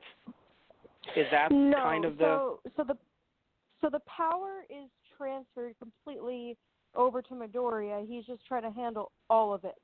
And essentially what All Might has is the remnants for One for All. Oh, and that's why he's still... Okay, so he has remnants. So, like, he's strong enough to still do what he's doing, but he's not, obviously... So, because I thought he wasn't in his prime just due to the punch, but, just due to the shattering injuries. But it's also because he's now passed on the power. So he's strong, obviously. Like, I'm sure he could take down some of those random Nomus in Hosu, but he's not, going to be able to do what he used to do. Simply. No, absolutely not. Yeah. Yeah. I mean, Deku hit him with all he had. I'm not saying Bakugo did nothing, but Deku hit him with all he had, and you started to see him steaming. Yeah, exactly. So, Deku at that point is only working with 5% of his power, and that's only 5% of all of All Might's power. That's what he hit him with. Yeah. All right, so that's the second thing. Third thing is something that I forgot, so I wanted to transition into something else. Weird transition, but it's actually really cool. So the guy that was working with Ida in Hosu, remember that the one dude who was like, "Oh my God, you're my intern? That's nuts." That guy. Yeah. His design, so cool, is based off of like two Japanese superhero characters. And I look at him and I'm like, why is he so familiar? He's based off of a character called Silver Kamen, and then his powers are based off of another character called Iron King. We never got Silver Kamen over here in any way because that came out in like 1973. But Iron King, which I think came out in like 71, was randomly released with English subtitles by a company that likes to release older Japanese superhero stuff. And so, yeah, when you look at their designs versus that one guy in Hosu, it's interesting to see how close they are. to each other. So especially their power set, because Iron King usually, like, I think he needs water to replenish himself. So the fact that he works with water the way that he does was really cool. Like during the fire, I'm pretty sure he used water to kind of put out. Yeah. So it's actually really cool to see that, because like little stuff, little designs here and there that I'm like, oh, that seems to be referencing such and such, because obviously, the author he lives in Japan, usually uses a lot of American sources, stuff like that, but like lives in Japan. So if he was inspired by superheroes, fair amount of them would be Japanese. So either way, it was actually pretty cool to see that, because I saw him and I was like, that design, so familiar, and then it clicks out of nowhere, because I haven't thought about Silver Kamen or about I think it was Silver Kamen or about Iron King in years. I have the DVD for Iron King on my shelf, but like I haven't thought about him in years, so it just randomly clicked. It was weird. It was like one of those epiphanies. I was like, it's kind of, I know. And speaking of, I love all those little references and stuff. It's great. Yeah, we talked about the dog before, the chief of police. I wonder what role he's going to play in the future, but I actually really enjoyed how he was like, even though I hate that it had to be Endeavor, I enjoy what he basically said was like, look, you can't use this. That's the official rule, but we as police know y'all and other people would have died if Stain had left and also had killed all three of you. So you had to protect yourselves. So the rule sucks, but what if we just say it wasn't you? I was like, all right, that's nice. Like, that's a good compromise. Sneaky. Yeah. Well, because I mean, he's obviously he's been around the block. He's been working with people who've had quirks probably. I'm assuming he's in his 50s. I don't know what that is in dog years, but I'm assuming he's in his 50s. So he's been doing this for like 30 years. I'm assuming. Like, because when you're a chief of police, you're older, and the voice they gave him was not a young pup. So he's been doing this for a while. Oof. He's been doing this for a while, so I'm under the impression that he's like, hey, man, like, I know you had to do what you had to do, but it's against the law. But, I mean, I guess maybe we never saw it happen. Because, to be fair, yeah, very few witnesses. Yeah, but it was just like a few, like, small-time heroes or sidekicks that kind of saw it happen. Yeah, and even then, they barely saw it happen. Because Endeavor was there, I think. No, Endeavor technically wasn't there, technically. But it's still very few people. So it's just like, hey, everybody, they helped out. Let's all just be quiet. Let's all just chill about this. I mean, All Might even mentioned that whatever happened, and I'm assuming it has to do with All for One now, but whatever happened to him where he got punched that hard that now he has respiratory problems, yeah, he was like, oh, no, that's a fight that nobody knows about. So clearly heroes are like, hey, we can keep this a secret if we need to. Like, why are we going to be dicks about this? Yeah, like, I do respect that, and I do think it's, like, very, very reasonable, because there aren't things that, like, the government always hides shit. Like, no matter what universe anything is set in, the government always will hide shit. Like, yeah, usually it's hard to keep a conspiracy. Usually it's hard to keep a conspiracy secret with more than like 3 people. That's like the golden rule. I think it was like 3 or 4 people. But in this case, it's like, yeah, but like for what purpose? Like this isn't some huge like takedown. This isn't some huge cover up. It's just a few kids got the hero killer. What one of them is going to be like? Well, we got to keep it straight here. It was one of those children. Why the fuck would you do that? Like that's the thing. It's more of like in this case, why are you going to be a dick? Because usually when people, reason for it. Yeah, because usually when people bring up conspiracy theories, and no matter what universe, it's usually it's not believable because the conspiracy was something that, like, if it's known, then it's a good thing that the public know. It would be terrible if the public didn't know. But in this case, it's like, no, it's a hero killer, and he wasn't even killed. Technically, he's in jail. So, like, why does it matter that people need to know that it was these 3 children and not Endeavor? So I think it works. And also I want to mention with Stain, too, it's interesting to see how people are now kind of following him. Yeah, it's pissing off the handyman, but, like, people are following Stain. But it's so interesting because it shows that cult that I think I'm very happy the author kept that and put that in because it's something that's, again, very real, right? Where you literally have people to this day like, oh, Charles Manson. And it's like, what the fuck? No, seriously, though, Tara. You got people to this day that are like, oh, can I call him Charlie? You could call him a fucking serial killer. No, you're right. And I also believe that that's like a very believable thing, too. You know, like, the ideals of the hero killer becoming so popular because there is an element of that's the worst thing about the hero killer. There's an element of truth in it, and that's why he's so goddamn dangerous. That's why, and that's why I love him. He's a great villain. Fucking Shigaraki, the handyman, don't disintegrate me. He's a fucking kid who a man-child who wants to just break things he doesn't fucking like. And meanwhile, the hero killer is like, I have a reason behind everything. You're just a brat. Yeah, like he has a purpose. It's a shitty purpose, and no one should, appreciate him. But it's still a purpose, and it's interesting. It was very interesting to see. I'm not saying it's his purpose falls apart when he basically paralyzes Ida's brother. Like that's when it's just like, no, fuck you. But it's still a purpose that some people can follow, and especially when it becomes marketable. Like holy shit, that there was that one place selling his merch or merch about him. It's so like ooh, fuck. Yeah. No, if Ida saw that, oh my god, like the boy could go off. Like yes, Ida, proper Ida, follow the rules, single file line into the bus. But no, boy will go off. Completely. I feel like he'd run back and forth and just slap someone. Just slap, and then before they realize it, he's just back walking normally. Just fucking leg. No, just fucking kick. He would kick him with his mighty calves. His mighty calves. His calf day, leg day. He's leg day. That's all he ever does. He's copy pasted out of a running anime, basically. Yeah. I forgot what I was gonna say. I had to do with the hero killer.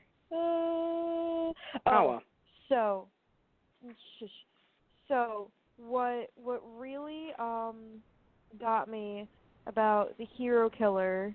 Oh my god, I lost it again. Man, I just lost it again. Wow. Just like Stain lost that fight against 3 children, am I right? No, yes, that was funny as shit. But it was something I had to do with his ideology. Oh, there we go. I got it. I got the thing again.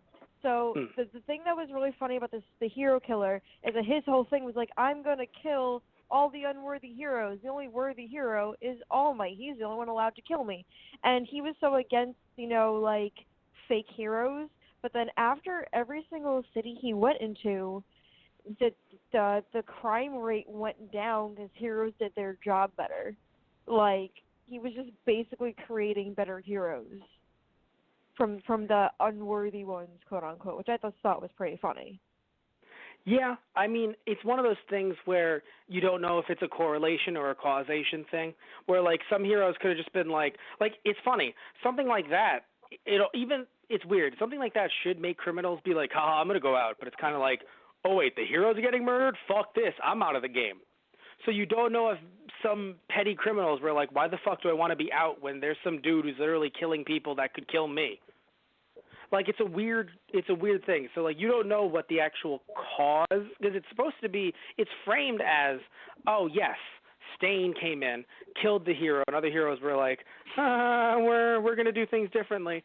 But again, if a villain who isn't a villain, just a petty criminal, which most of these heroes deal with seemingly from day to day, yeah, you would think that they'd be like, I'm going to get out of this. I'm not going to steal.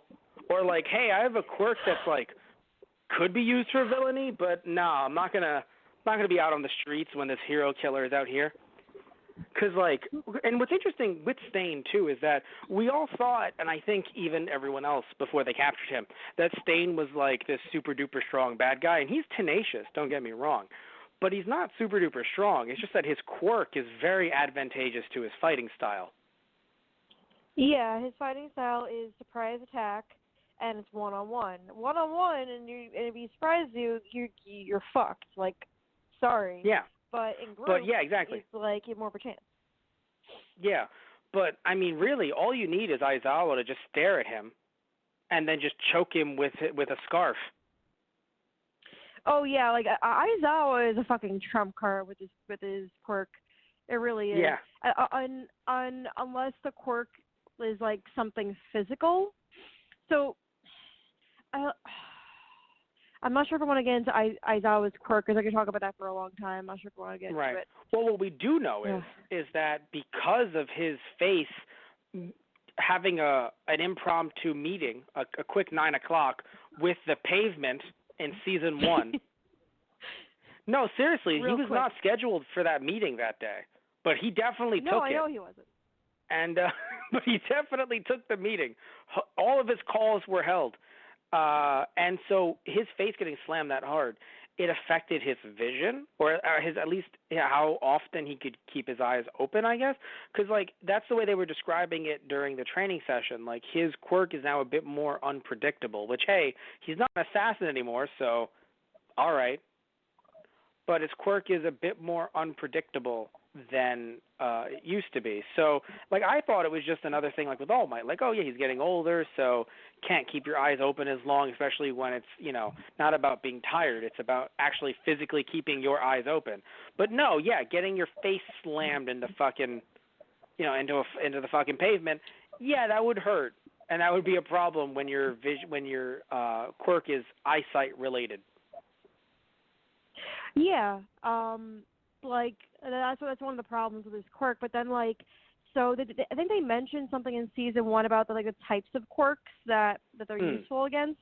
So like physical quirks that have like that make your body a certain way. I think there's certain kinds of quirks he can't really do anything against. But I don't know the exact terminology, so I'm not going to bother using it. But then like later on in the series that you're not into, but again, it's not really a spoiler. It just explains how Aizawa's quirk works. Like he explained that if he uses quirk on Ojiro is the one with the monkey tail. Ojiro will be unable to move his tail. Like that's how his quirk would work. Okay. And it manifests differently. You know what I thought? Yeah, keep going. And then, but then on other quirks, it's not supposed to work if it's like a physical manifestation. And I don't understand it, and I'm not gonna try to because it's past my bedtime. But no, we'll talk about it when it comes up later, when in another season. Yeah. What I'm wondering was, I thought they were gonna go the route of if you're not looking at Aizawa, then you don't lose your quirk. Because at one point, Yaozu, she had her eyes closed, and she could still create. And I thought they were going to go with that.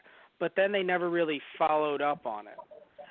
Like, I thought they were going to go with, if you're not looking at him, then you're, like, the mental lock isn't there.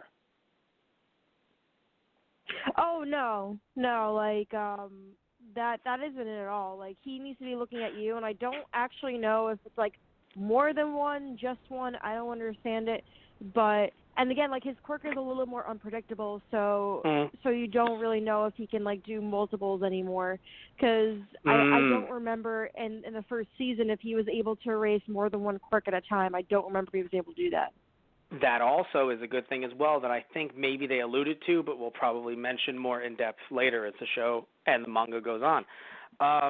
But yeah, you know, I thought, as we're kind of wrapping this up, because getting close to Tara's bedtime, she has to hear the sweet, sweet whale noises of Bakugo yelling. I thought that because I knew where this was going, just because not of the manga, but because they were literally telling you where it was going, right? Bakugo and Deku versus All Might. Not that I thought All Might was going to go easy on them, but I didn't think it would be a really good end to the season because, you see the sports festival, the way that ended, I was like, oh, this is a good wrap-up, and then it didn't, of course. You knew that more episodes were coming. But then we see the Stained arc, and I'm like, oh, depending on how long this goes, this could be a great end. And then that ended rather quickly. It was kind of like, even though it was a horrific side story arc, it was kind of like a very quick, like it felt quick to me compared to the, everything else that happened throughout season 2.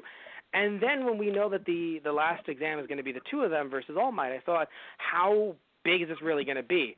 But once All Might does that first smash that fucking just destroys the city, and I sat there and I was like, oh, this is bad for those kids. Yeah. I was like, this show is getting rebranded. Deku wasn't popular. All Might's going to murder him. It's like this show's getting rebranded into the Todoroki show real quick. The Todoroki show. Oh, yeah. Oh, yeah, no, I've murdered young Bakugo. Todoroki, you could take his power? Like, I don't fucking know.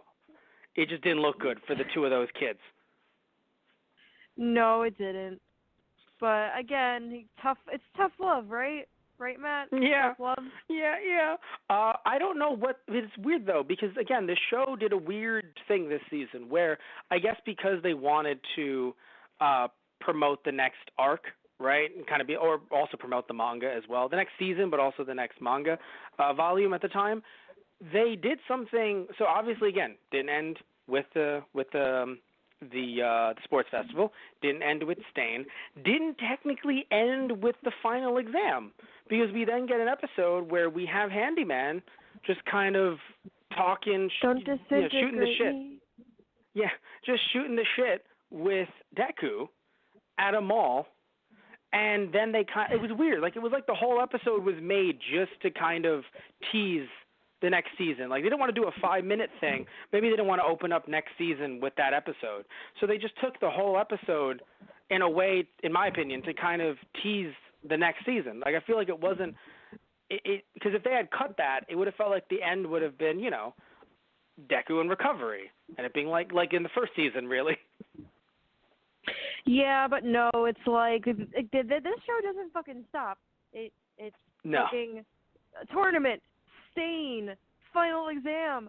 By the way, you're gonna see that fucking villain again. He's gonna wrap his hands around you and like fucking whisper in your ear and be like, "Hey, well, why doesn't my life work out the way I want to? Huh? Why? Tell me. Tell me, Midoriya." So funny. If I was Deku, you know what I would have said? I straight up would have been like, it's just about marketability. What? Well, everyone saw Stain, so that's why they could wear his mask, and they believe in his ideals. If they had seen you and saw that your hands were detachable, they would have been toys. You would have a figure line right now. Can you imagine fucking kids? Like, first of all, it would be a joke. First of all, Shigaraki would be the joke. Like, Stain would be the real guy, and Shigaraki would be the joke. Fucking kids coming to school with, like, paper hands taped to their foreheads and, like, scratching at their necks and, like, throwing chapstick at each other. Like, oh my God. Shigaraki would be the meme. But really, though, all jokes aside, though, like, it's just because people haven't seen him, literally. Like, I'm not saying everyone would agree with him if they had, met him and know his ideals. But people don't agree with his message or know his message because guess what, genius? They haven't fucking seen you. Like, it's I don't know. Like, maybe it would have pissed him off and I would have died. But it seems like the obvious answer to why aren't they acknowledging me? Why am I not their senpai? Because who the fuck knows who you are? Well, to be fair, like, not a lot of people knew the Hero Killer's, like, business until he was, like, captured. Right. And the but video what I'm saying was is that no, yes, you're right. But what I'm saying is that it would be like if I was like, why is no one listening to the podcast, Tara? And you'd be like, oh, have you released one? And I'm like, what? What do you mean release one? No. Well, like, have you put these online? What? What on where? On the internet where people listen to the podcasts. Hold on. Are you telling me the FBI isn't tapped into my phone? No, they are, but they're not going to release the shit for you. Exactly. You got to market yourself. But, like, that's what I'm getting at mostly, is that, like, it's just so funny that he's like, why don't they notice me? Bruh. Why? You're here right now. Why noticing? Yeah. You're here right now, looking like you're about to sell me some drugs, and nobody cares. That's how much they know you right now.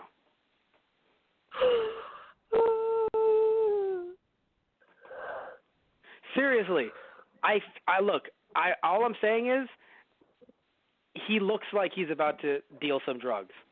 Like he looks like he's about to just be like, it's the face, it's the lips, it's the hoodie. Like everything about that looks like one person. He killed one person on the way there. He's like, someone was asking me for a dime. What? I don't know what kind of bag uses dimes. Just like, he did not know you were a murderer. He thought you were something completely different. Fucking oh my god, I'm forgetting his name. The warp guy. I'm forgetting his goddamn name. Yeah, kudo something. Because he's like Shadow something. Yes. Yeah, he's like Shadow something. I also like the theory that he's basically the mom of the League of Villains, and you got Shigaraki being a fucking baby. Toga is a fucking weirdo with blood and shit, and Dobby is crusty as shit. And who else knows going to come out of the fucking woodwork, and Kurogiri's sitting there like, I gotta take care of all these damn kids. I thought he was the butler, because I could swear he's called him Lord or Master at some points. I'm pretty sure he's the butler. Like, I'm not even kidding. Like, his outfit and his role and the fact that he hasn't straight up murdered him, it seems like he is basically hired as the butler. No, yeah, like, that's the whole vibe I'm getting, too. But he's Alfred. Yeah, and he's the Alfred to the shittiest Batman. I love that he stopped them all from killing each other within 5 minutes of meeting. It was so funny. It's just like, get these assholes out of here. And then he's like about to murder them, and they're about to murder him, and he just like uses all the portals, and he's just like, all right, everybody. Stop. Jesus H. Christ. Could we not? Mom. Basically. So no, yeah, I'm interested in what's coming up next. I'll say that much. So I don't know what's coming up next, but I can't wait to podcast more. Before we wrap this one up though, anything that really stuck out to you, good and or bad, this season? Honestly, not the only thing, but what really got me for this season that really improved on from the first season is just rounding everything. Like, just rounding the world and the characters, like, that made me very happy. And also, like, how it ended. Like, when Season 2 ended and I was waiting for Season 3, I was like, oh my god, Big Bad Guy. I want to know more about Big Bad Guy and how he ties in to all these scraggly misfits that are being parented by a Black Misty butler. So, and is that how you started reading the manga? Yeah, so essentially, like, as soon as, like, I didn't have any more episodes to watch, I'm like, I gotta know what the fuck happens. Like, what's gonna happen? I don't know what's gonna happen. Like, I don't know. So I did tour through all of it, and like it was periodically like, oh, this is cool. Oh, now I'm crying. Oh, now I'm laughing. Look, I'm crying again. Look, Mom, crying because of fictional boys. Okay, that's nice, hon. I've been crying over fiction for a long time. My mom knows this by now. That's fair. But yeah, I think my favorite part is Todoroki. Not so much as a character, but just the depth that he got. He's my favorite. Because, like, you could say, oh, but don't you like the depths that Deku got, like, with his powers? Like, yeah, but you know there had to be a training arc of some type. Like, that's not, I don't want to call that my favorite. My favorite is the fact that I did not see Todoroki's anything coming out of anywhere. Like, I thought he was just going to be another random character in the background, but he got so much development. I'm like, you know what? I appreciate that. What I don't appreciate as much, you would think it'd be Mineta, but again, he's something that I expected, so it's not really out there. I would say the worst is just most of the treatment of a lot of the women in the show, or the girls, I guess, because they're still in high school. But a lot of that, I think, is a problem. I feel, because it's not a problem in certain bits, in certain parts, but when you add it up all together, where it's like, you have Yarozu and the other character in their internship with the one woman who it's like, oh, it's not a problem if she's the only woman who seems to be vapid and focusing on her looks in commercials. That's fine. But it seems as if it's just a trend that happened this season of like some of these characters not being taken seriously. And I'm kind of sitting around and I'm like, really? Like, I feel like we could have gotten more. I mean, I feel like we got a lot from Ochaka, to be fair. But, I feel like, and again, we got Yarozu kind of coming into her own towards the end of the season. So there's some good there, don't get me wrong. But I feel like there's a decent amount of bad where I'm like, come on, guys. I feel like you could do better overall.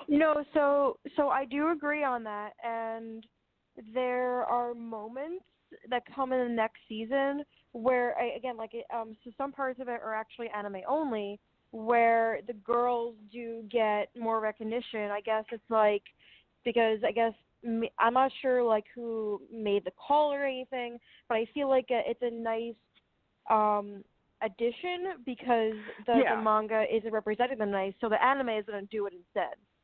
Yeah, and I'm sure the author, it's funny, I have the manga right in front of me, and I'm not calling Horikoshi by his name, but Horikoshi, rather.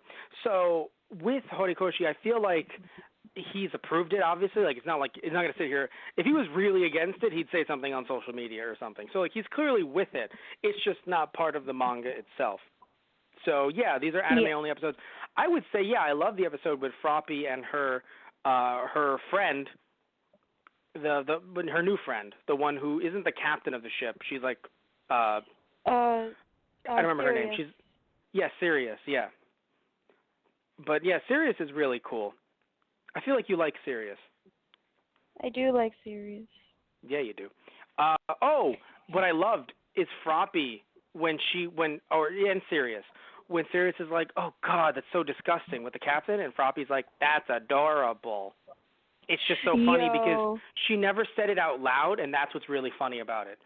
Because, again, everyone is supposed to be like, oh, God, the captain trying to do a cute face is so ugly. And she's like, what? It's an adorable face.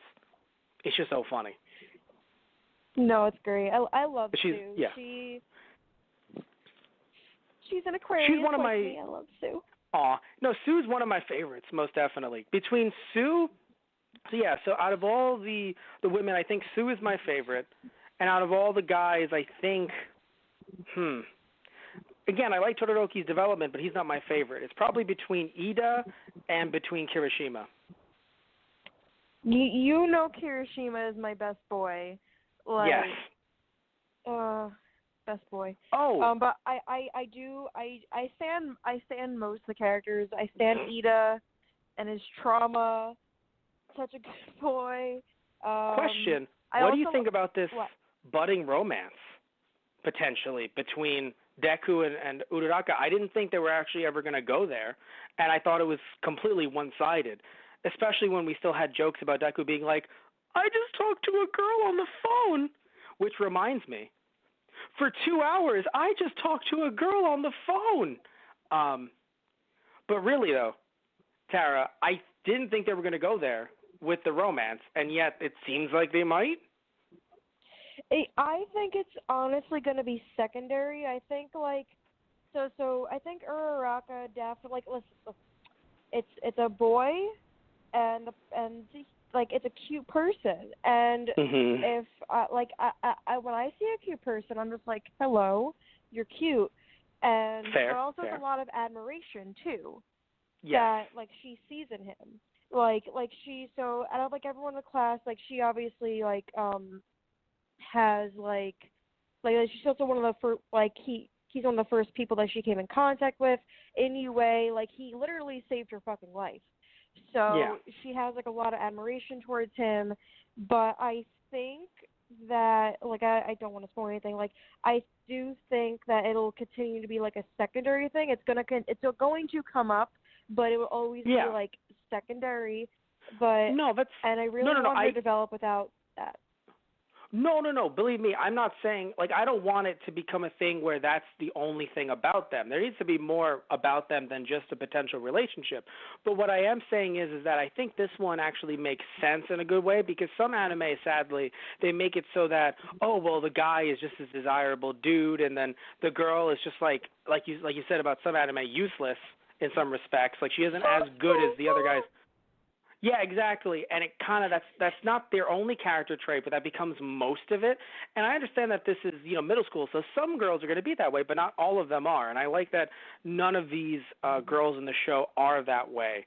But looking at Uraraka in particular, I think that she can be, like realizing, like, oh my God, I actually am interested in Deku. But again, not having that become the only part of her character.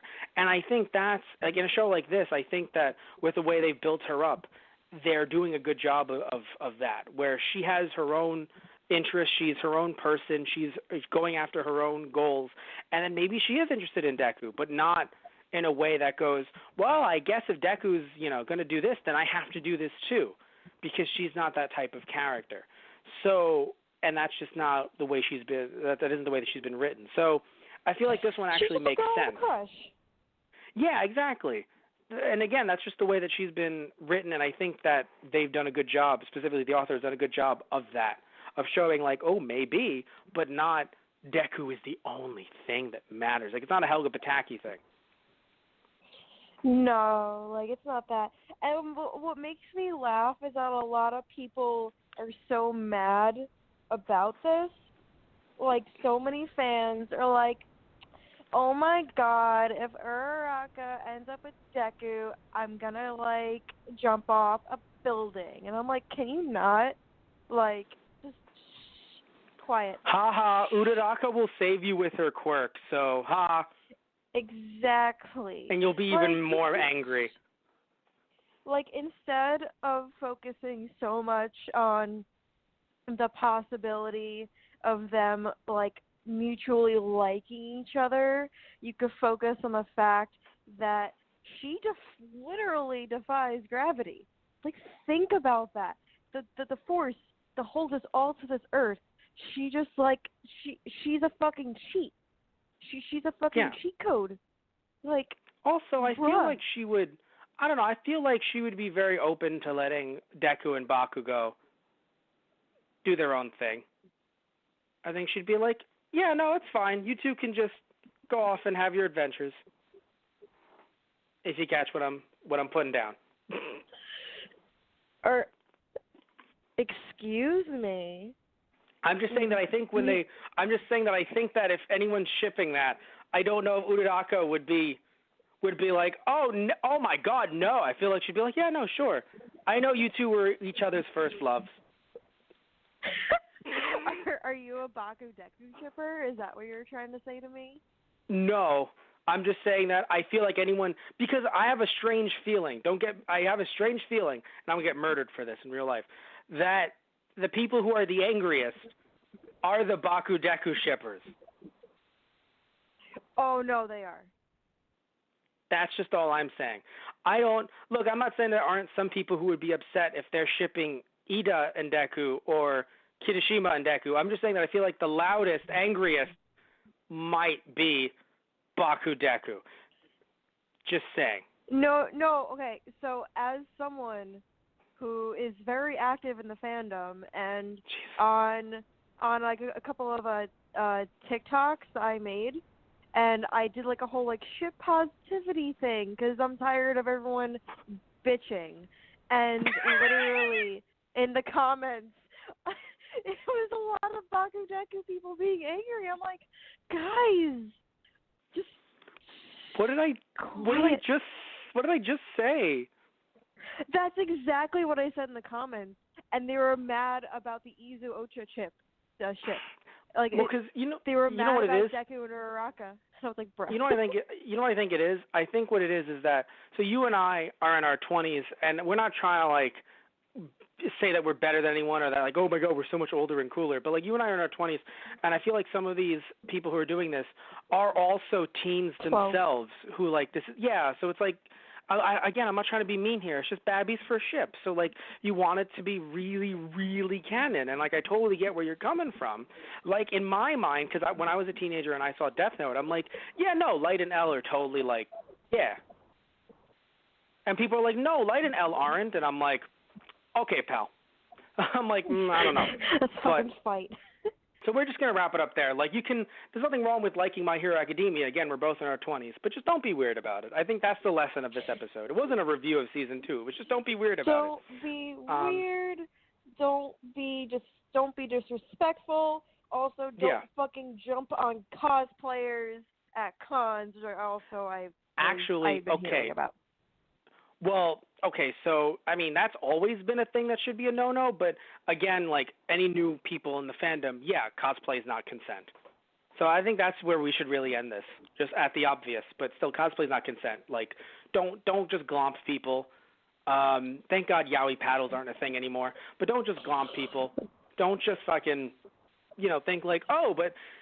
I'm ex-cosplayer, and you're ex-cosplayer, so you would want me to be in character. No, they fucking don't. Don't do that.